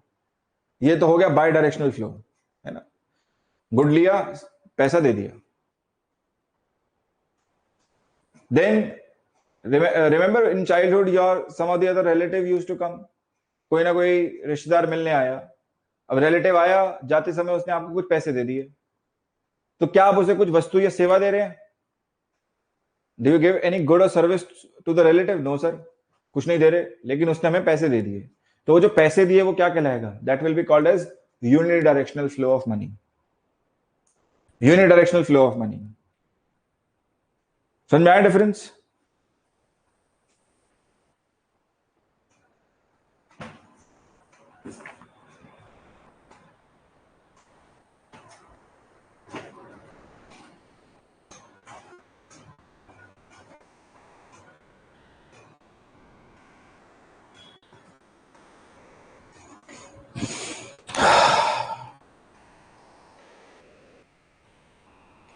Got it sir.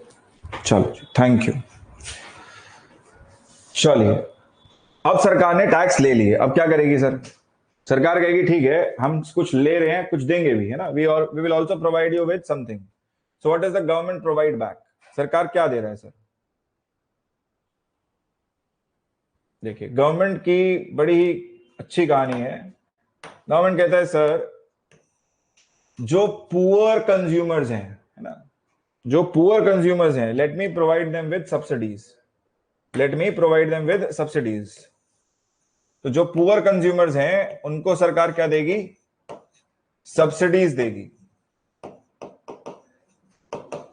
जैसे सिलेंडर पर देती है ना, कि भाई आप सिलेंडर खरीदो, उस पर कुछ पैसे हम भर देंगे आपके। ठीक, गरीब किसान है, उसको कहेगी कि भाई आप बीज खरीदो, आपको हम दे देंगे सब्सिडीज पर, right. So government will provide some subsidies to households. Similarly, government will also provide subsidies to poor producers. जैसे फार्मर की मैंने बात करी अभी, तो सब्सिडीज यहां भी आएंगी। तो subsidies to households as well as subsidies to firms, producers.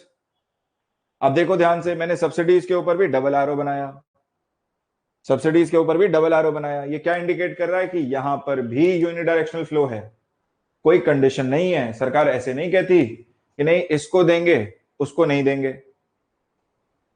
हाँ या ना। ऐसा भी नहीं है सरकार कह रही है कि ठीक है हम आपको स्कॉलरशिप दे रहे हैं, अभी आप जब पढ़ लिख जाओ तो आपको 10 साल यहीं काम करना है, ऐसा भी नहीं कहती। Yes or no? सो कोई कंडीशन अटैच नहीं है, कोई इसके ऑपोजिट कोई फ्लो नहीं है गुड या सर्विस का, right. Other than this, government also takes in services from household. जैसे कि मान लीजिए आप हैं, आपकी सरकारी नौकरी लगी, तो आपने काम किया, उसकी एवज में सरकार ने आपको क्या दिया? सैलरी दी। So government will also pay back salaries for services that it takes from household. Yes or no? अब आप देखो ध्यान से, मैंने सैलरी के ऊपर सिंगल एरो लगाया, क्यों? आपने काम किया तो सरकार ने सैलरी दी, है ना। पुराने जमाने हट गए, पहले क्या होता था, सरकारी ऑफिसर बैठ गया जाके, है ना, कुर्सी तोड़ रहा है, वो काम नहीं करता था। अभी तो नहीं है ऐसा, राइट। सरकार भी यही कह रही है कि भैया समझो, सैलरी तब देंगे जब काम करोगे। तो आपने कुछ सर्विस दिया, उसके बदले में सरकार ने आपको वेजेस और सैलरीज दी। देन फर्म्स के केस में क्या करती है? Government basically purchases goods and services. अभी क्या था, हाउस होल्ड के रिस्पेक्ट में government was acting as a producer, right, कि हम कुछ प्रोड्यूस कर रहे हैं, आपसे सर्विस ले रहे हैं, तो उसको आपको सैलरी प्रोवाइड कर रहे हैं। Government can also act as consumer with respect to firms. सरकार कहेगी हमें कंप्यूटर खरीदना है, हमें फैन खरीदना है, हमें टेबल खरीदनी है, हमें चेयर खरीदनी है, कैमराज चाहिए, ये चाहिए, वो चाहिए। सरकारी तंत्र मंत्र में भी तो कुछ बहुत सारा कुछ लगेगा ना। ये सुनो, so government will also act as a consumer and thereby will also purchase goods and services for which government will make certain purchases, right, कुछ पे करेगा। तो इसको मैं लिख देता हूं, गवर्नमेंट परचेजेस, सरकारी खरीद, गवर्नमेंट परचेजेस। अब देखो यहां पे भी सिंगल आरो है कि भाई फर्म से टेबल ली तो उसके बदले पैसे दे दिए, कंप्यूटर खरीदा तो पैसे दे दिए, लैपटॉप खरीदा तो पैसे दे दिए, ठीक। अब ध्यान से देखो, ऐसा नहीं लग रहा है कि भाई सरकार की तरफ से आउटफ्लो ज्यादा है, इनफ्लो कम है। यही होगा शुरुआत में, तो टैक्सेस से जो पैसा आएगा वो तो बहुत ही कम होगा, मीगर सा होगा, छोटा ही होगा, जबकि खर्चे असीमित नजर आ रहे हैं, खर्चे बहुत हैं। तो सरकार क्या करेगी? Government realises that it needs some or the other way to fund its expenditure. So what does the government do? Government says, sir, where is the money? इस पूरी कहानी में मनी कहां है? Where is the money? Sir, money is here, financial institutions. तो government कहती है भाई मुझे भी उधार दो, राइट, मुझे भी उधार दो। तो ये क्या बना? This becomes government borrowings.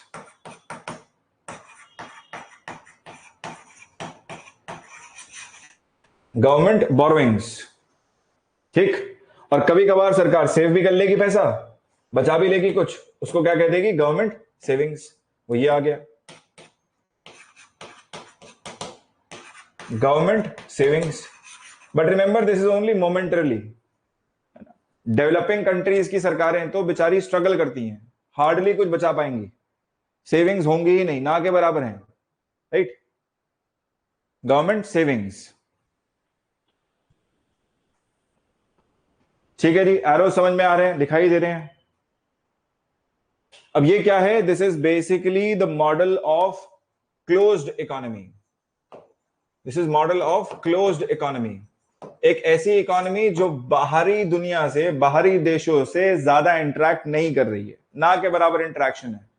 मतलब ना इंपोर्ट्स नजर आ रहे, ना एक्सपोर्ट्स नजर आ रहे, कैपिटल भी मूव नहीं कर रहा है बाहर अंदर, राइट? तो this is a closed economy model. So closed economy model में this is how we will have circular flow of money. Okay? क्या यहां तक समझ में आया? So हम सेफली कह सकते हैं कि 1991 तक, है ना, by the year 1991 India was almost like this, है ना? This was our model of economy. This was our circular flow of money in the economy, right? Not model, circular flow of money in the economy. But sir 1991 के बाद तो हमारी economy open हो गई. We have opened up our economy.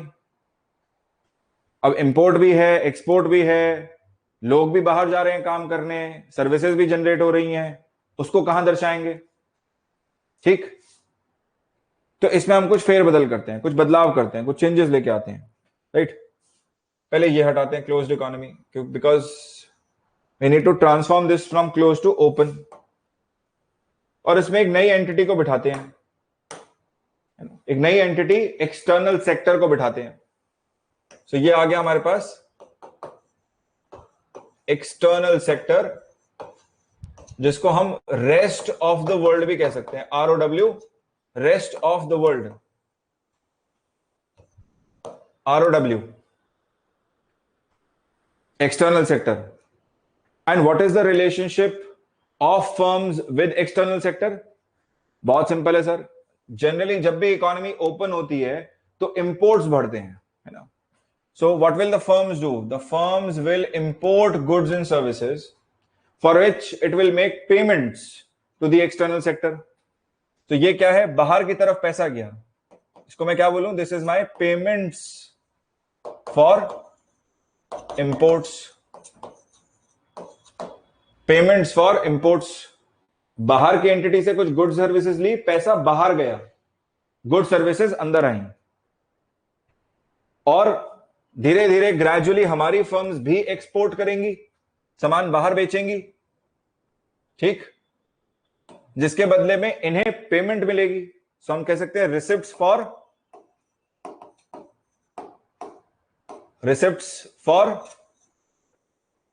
Exports, receipts for exports, receipts for exports, ये भी ठीक है. सो ये तो रिलेशनशिप हो गया फर्म्स के साथ. What is the relationship of external sector and households? इनके साथ क्या रिलेशनशिप है?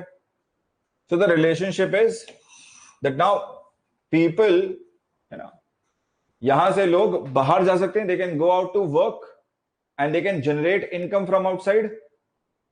Yes or no? अपने देश से लोग यूएस गए, यूके गए, जर्मनी गए, जापान गए, वहां जाके कुछ काम किया, वहां से कुछ इनकम जनरेट करी.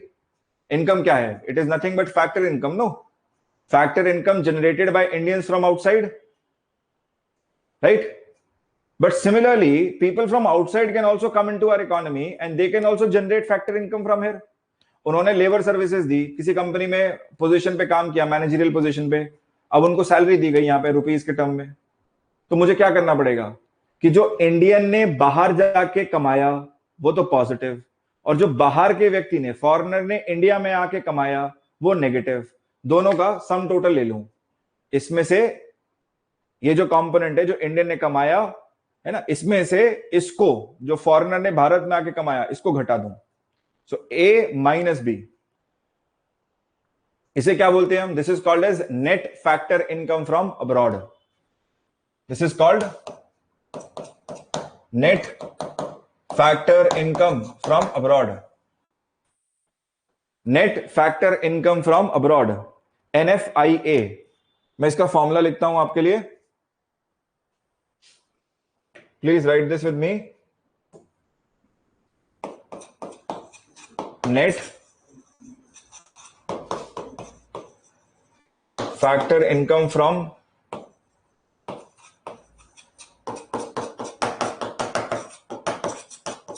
NFIA is equal to factor income earned by Indians from abroad minus factor income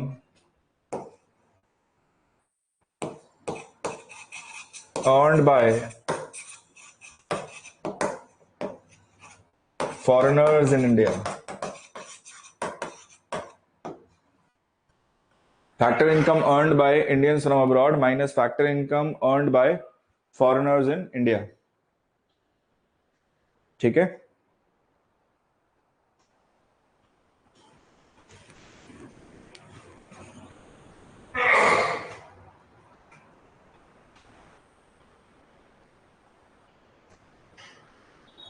इसको हम क्या कहते हैं? This is called as net factor income from abroad, NFIA। NFIA।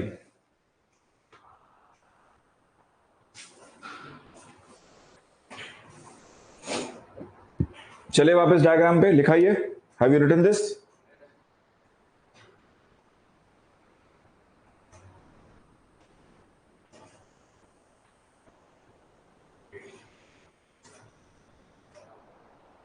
Net का मतलब ये है कि A माइनस B कर दिया है, तो नेट आउटफ्लो पता लग गया है, नेट इनफ्लो पता लग गया है। मतलब किधर की तरफ फ्लो है, अंदर है या बाहर है, वो पता लग जाएगा। ठीक है? ओके, सो NFIA आ गया हमारे पास, net factor income from abroad. इसके अलावा और क्या चीज आएगी? See, there is also possibility that some of the people from households have moved abroad। कुछ ऐसे भी होंगे लोग जो भारत से गए, वहां हैं भारतीय मूल के ही, राइट, लेकिन उन्होंने अपनी सिटीजनशिप दे दी है, they have given up their citizenship, right, and now they are sending money back home to the relatives. है ना, ऐसे बहुत सारे लोग हैं जो मान लीजिए पंजाब मूल के थे, ठीक, कई सालों पहले चले गए, या बिहार मूल के थे, बाहर चले गए, और अब वहां से अपने रिलेटिव्स को पैसा भेज रहे हैं, राइट, सिटीजनशिप भी गिव अप कर चुके हैं। तो ऐसे को कहां रखेंगे? I will basically keep them here, right, I will keep them as here, और इनको मैं क्या बोलूं? I will call them as PIO transfers. These are my PIO, persons of Indian origin transfers. अब देखिए, इस पर भी मैं डबल एरो लगा रहा हूं। I am putting up a double arrow here for the simple reason that these are people from Indian origin, they have moved abroad but they are sending money back home to their relatives। Relative को पैसा भेजा तो ऐसा तो नहीं है ना कि बोलेंगे भैया तुम कुछ गुड या सर्विस दो हमें, तब पैसा भेजेंगे। ठीक, इसलिए डबल एरो लगा, PIO transfers, persons of Indian origin transfers. इसको पहले हम NRI ट्रांसफर्स भी कहते थे, सो आप इसे NRI ट्रांसफर्स भी कह सकते हैं, देयर इज नो प्रॉब्लम। है ना, पॉलिटी में आपने डेफिनेशन पढ़ा ही होगा, that anybody who lives for more than 120 days in a region will be called as resident of that place. है ना, तो अगर आप अमेरिका जाके रह लें 120 दिन से ज्यादा, तो आप रेजिडेंट कहलाएंगे वहां के। ठीक है ना?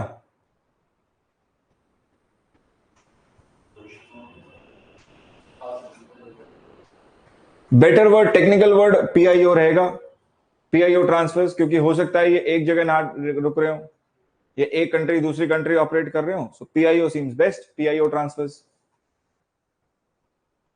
सो this is basically the circular flow of money in an economy which is open now. अब ये एक ओपन इकोनॉमी है, ठीक, this is an open economy, this is no longer a closed economy. अब इसको आराम से बना लीजिए। और अगर किसी एरो में डाउट आए तो पूछ लीजिए।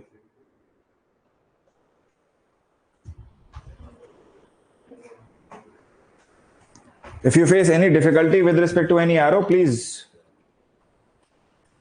you can ask a question. आराम से पेपर पर स्पेस लेके इसको बना लीजिए।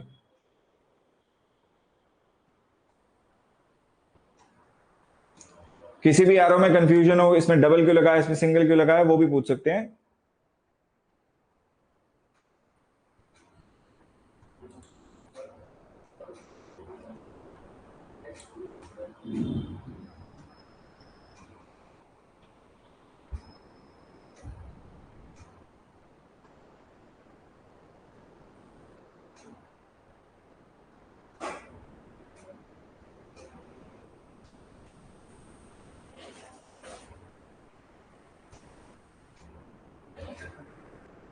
खत्म कर।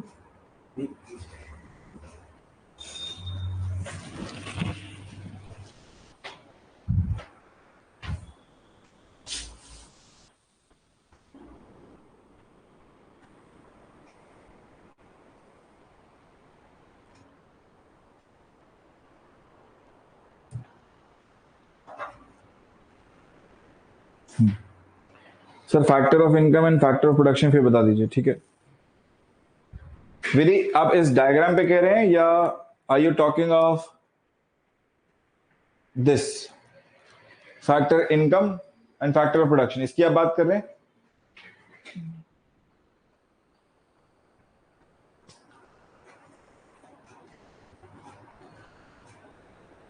मैं रिपीट कर देता हूं एक बार, यहीं से रिपीट करता हूं, राइट?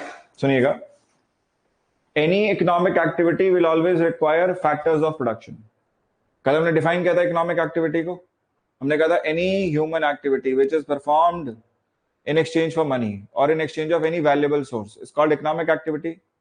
आज हम कह रहे हैं any economic activity will require 4 factors of production: land, labor, capital, enterprise, and the cost which is bared by the enterprise to bring these 4 together is called as factor cost. तो as a producer आप क्या cost bear करा इन चारों को एक साथ लाने के लिए? भाई लैंड के ऊपर आपने रेंट पे किया, लेबर के लिए आपने वेजेस या सैलरी दी उसको, कैपिटल जिससे लिया उसको इंटरेस्ट पे किया, और एंटरप्राइज मतलब खुद के लिए आपका इंटरेस्ट क्या है? प्रॉफिट या लॉस। ठीक है, अब इस डायग्राम के रिस्पेक्ट में समझिए कि भाई हम कह रहे हैं फर्म्स ने गुड्स एंड सर्विसेज प्रोड्यूस करी, firms have produced goods and services, but ये भी तो इकोनॉमिक एक्टिविटी है। इकोनॉमिक एक्टिविटी में एंगेज करने के लिए फैक्टर्स ऑफ प्रोडक्शन चाहिए। वो फैक्टर्स ऑफ प्रोडक्शन कहां से आएगा? है ना भाई, मैं किसी घर से आया हाउस होल्ड, मैंने डिसाइड किया मैं बनूंगा एंटरप्रेन्योर, मैं खोलूंगा फैक्ट्री, मैं खोलूंगा कंपनी। अब मुझे क्या चाहिए? जगह चाहिए। तो मैंने पूछा दाएं बाएं, तो कोई आसपास के घर से किसी ने कहा हाँ मेरे पास है जमीन, मैं दे दूंगा किराए पे। लेबर आ गया आसपास से ही, हाउस होल्ड से ही, कैपिटल आ गया, एंटरप्रेन्योर है, सो प्रोडक्शन किया, गुड्स एंड सर्विसेज बन गई, right? So factors of production come from house hold only. But जिससे मैंने जमीन ली है उसको रेंट देना है, जिससे काम लिया, लेबर सर्विसेज ली, उसको मुझे वेजेस देने हैं, सैलरी देनी है, जिससे कैपिटल लिया उसको इंटरेस्ट देना है, और खुद के लिए प्रॉफिट लॉस है। तो मैंने क्या जनरेट किया? In turn I am also generating factor income for house holds. ठीक है, फैक्टर ऑफ इनकम नहीं है बेटा, फैक्टर इनकम है ये। Factor income is the income generated over factors of production. ठीक है, मैं डेफिनेशन लिख देता हूं ये।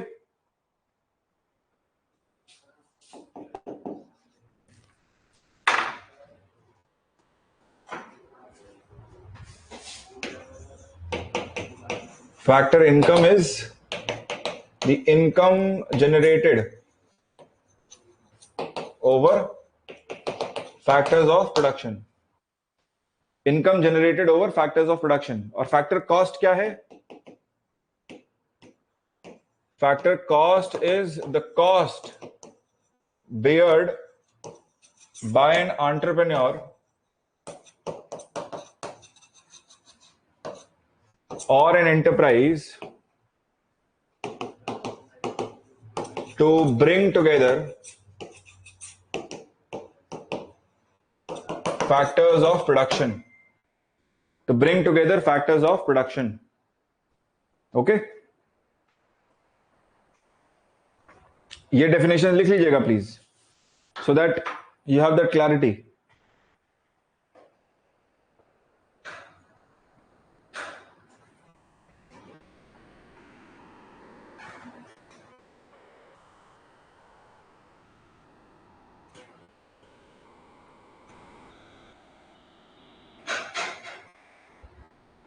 Any other doubt, any other question?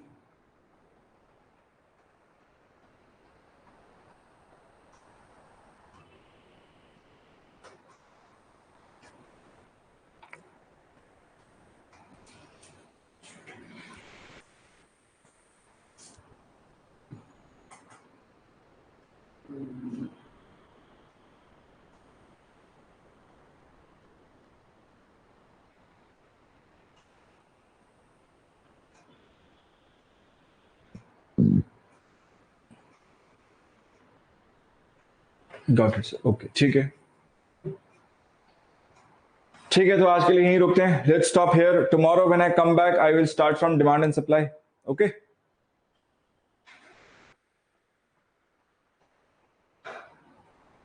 In case you have any doubt, please आप पूछ सकते हैं अभी.